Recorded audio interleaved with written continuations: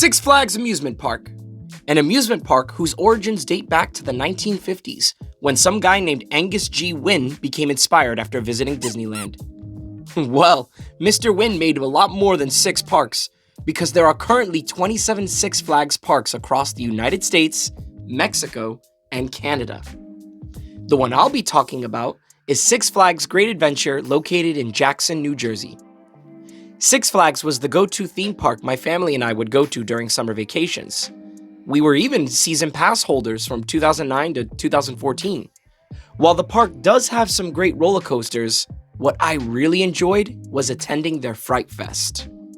My family in Florida would go to Halloween Horror Nights in Universal, but Six Flags Fright Fest was my go-to, and I really enjoyed it during my teen years. I haven't attended a Fright Fest, or Six Flags in general for that matter, in years, and I finally got to experience my first HHN for the 30th anniversary in 2021. I thought my Fright Fest days were over, but then, all of a sudden, Six Flags Great Adventure made a crazy announcement. Their haunted houses this year will not only be original houses, but an incredibly stacked list of intellectual properties that they got the license to use. I'm talking Trick or Treat, the entire Conjuring series, Texas Chainsaw Massacre, the Netflix one, Saw for its 20th anniversary, Army of the Dead, and even Stranger Things. Everyone was shocked because this lineup sounds like something Universal would announce. But no, it was our hometown amusement park that said, "We got you this Halloween season." I'll be splitting this video into chapters. I'm going to be talking about the performances that they've offered, their scare zones, and last but not least, their haunted mazes. They call them mazes instead of houses for some reason. Halloween Horror Nights in Orlando incorporates food inspired by their haunted houses and tons of merchandise. But Six Flags didn't really have any spooky inspired food, and were pretty late into making merchandise inspired by their IPs. In fact, I think someone on their marketing team f***ed up and thought Army of the Dead was Army of Darkness, because I saw a few Ash Williams and Army of Darkness merch tucked away, but still being sold. Oh, but we'll get into Six Flags business practices in a bit. Just you wait. Six Flags offered 4 shows to view in their parks during Fright Fest. There was Freak Show with local New York magician Albert Cadabra, a circus/stunt performance titled Unleashed, an upbeat dance show called Dead Man's Party, and a loud 4-man drum performance called Blade Drummers.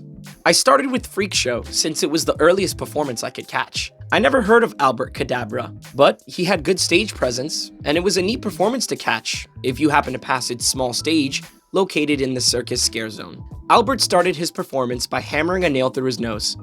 Well, that's one way to get your audience's attention. After an audience member helped him remove the nail from his nose, he also stuck his tongue in a spinning fan blade. Okay, interesting.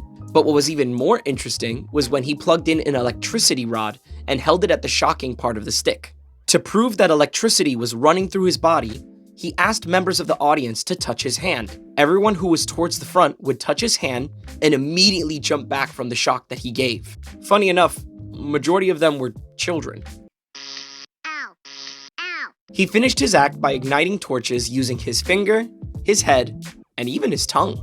All of this possible because of the electricity still running through his body. Not a bad show. I gave the guy a follow on Instagram. The next performance I saw was Unleashed.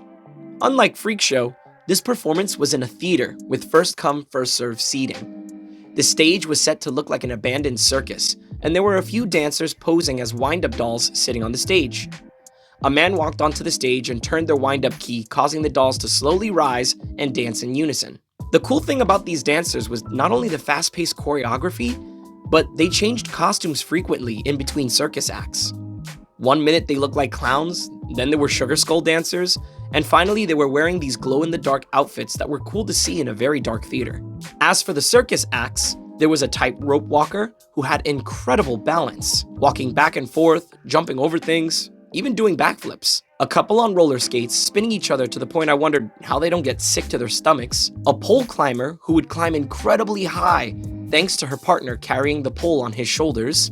She was spinning, sliding down, and genuinely gave a really anxiety-inducing performance. And last but not least, there was this trampoline act with 3 guys in light suits doing flips. Again, seeing these glow-in-the-dark outfits in the dark was almost hypnotizing. Definitely a fun performance. The third performance I caught was called Dead Man's Party, a dance show featuring popular songs in relation to Halloween or anything spooky. There wasn't any plot to this performance other than zombies have risen from their grave and they're dancing.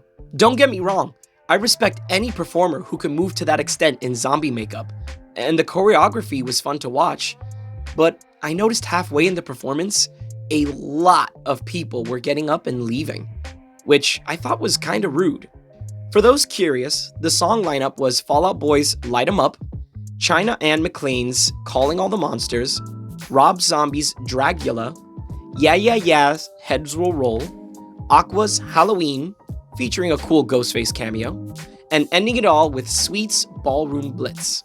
The fourth and last performance I got to see was called Blade Drummers, a loud rock cover band whose members consisted of a guitarist, 4 drummers, each with their own kit, and freaking fire dancers / knife jugglers. Yeah, you know, just like every typical band. Similar to Freak Show, their stage is located in the park and can be seen as you're walking by. But man, you do not want to simply walk by these guys. Hearing rock covers with 4 skilled drummers was an experience I never knew I needed to see. Not only that, fire dancers came out straight up eating fire, spitting fire, juggling fire. How do you even top this? Oh, I know. How about a f***ing chef knife drum solo?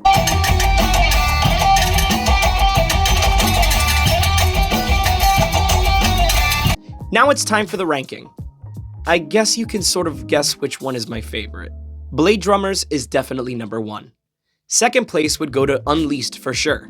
And now it's time for third place. Dead Man's Party was fun to watch, and definitely took a lot more time to prepare. But it was also cool to see a guy hammer a nail into his head. Listen, I love musicals and can appreciate dance, but I think I would have enjoyed Dead Man's Party a bit more if there was a story connected to it. I'm giving my third place to Freak Show, so kudos Albert Cadabra for captivating me. Here is my ranking for the performances. If you attended this event, let me know if you agree or disagree. Next are the scare zones, areas within the park that have scare actors dressed to fit a theme. The scare zones were Carn-Evil, the Bloody Fountain, Demon District, the Curse of Blackbeard's Bounty, and Exile Canyon.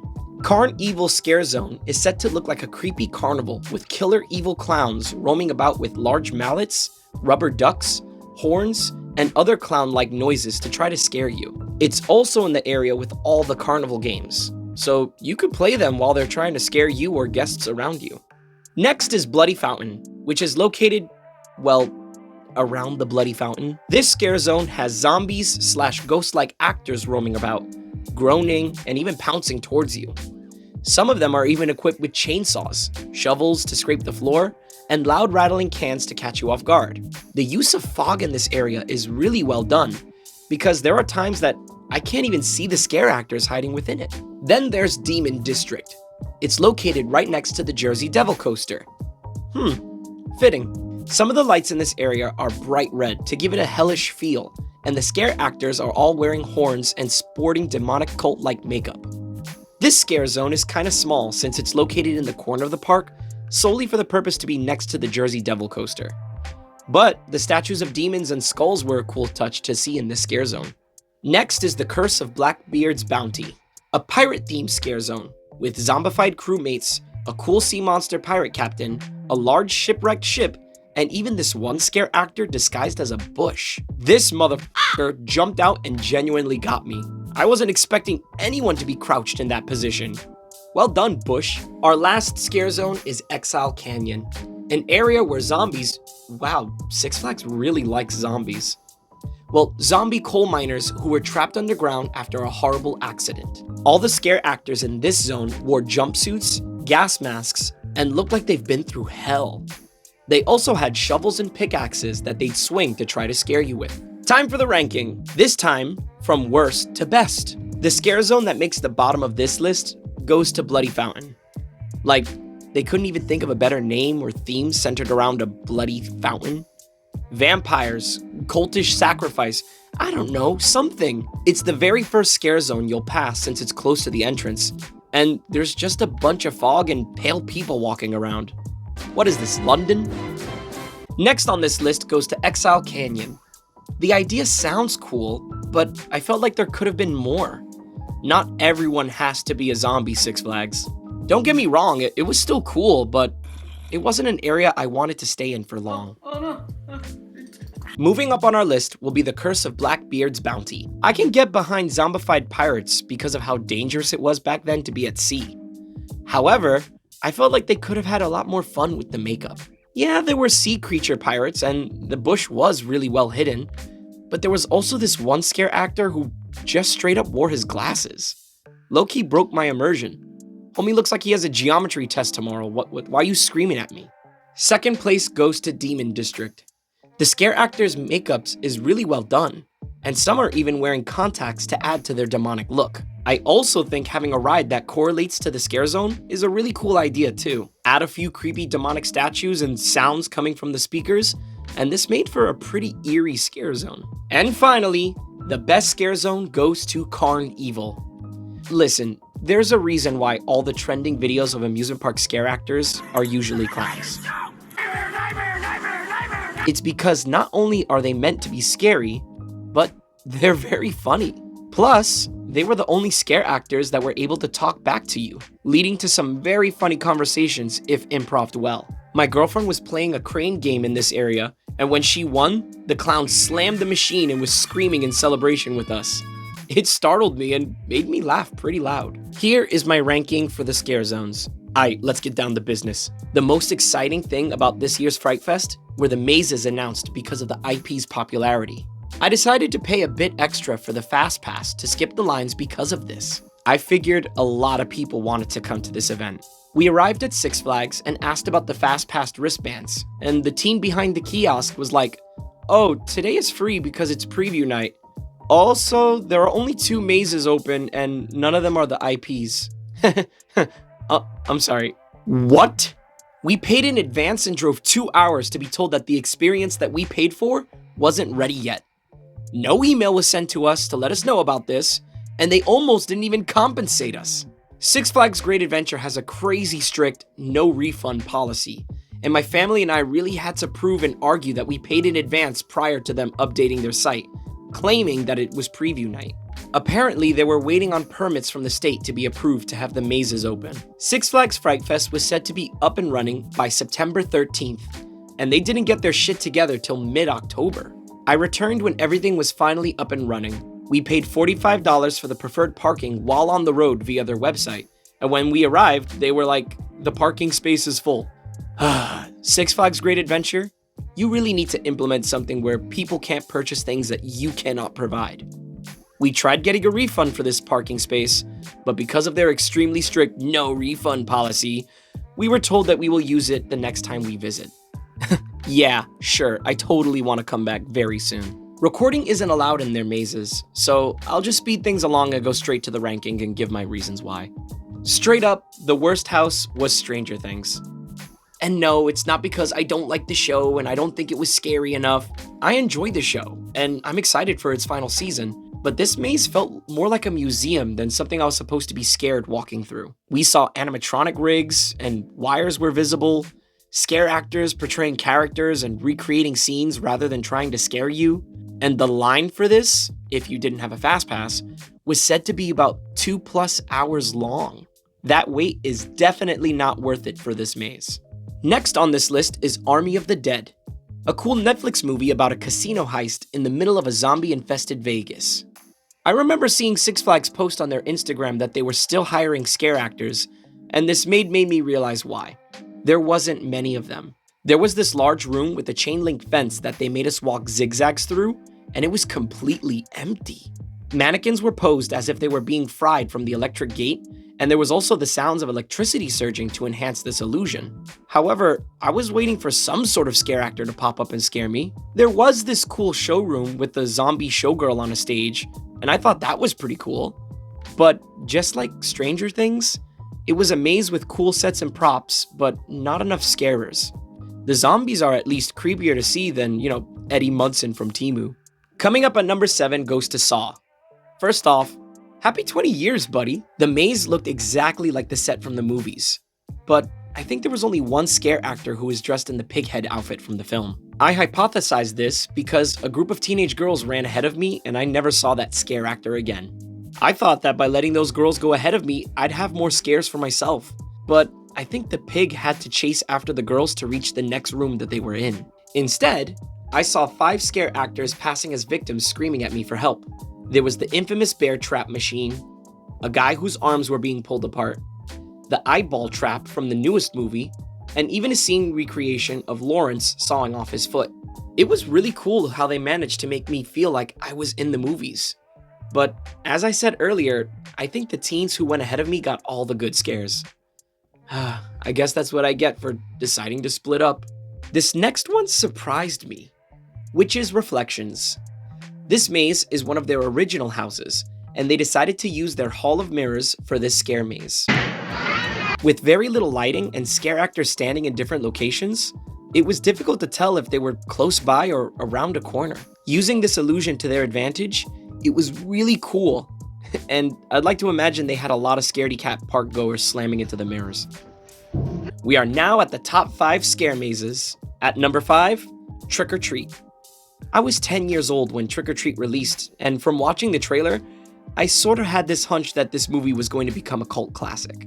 Sam is easily one of my favorite Halloween icons, so I was more excited than scared when entering this maze.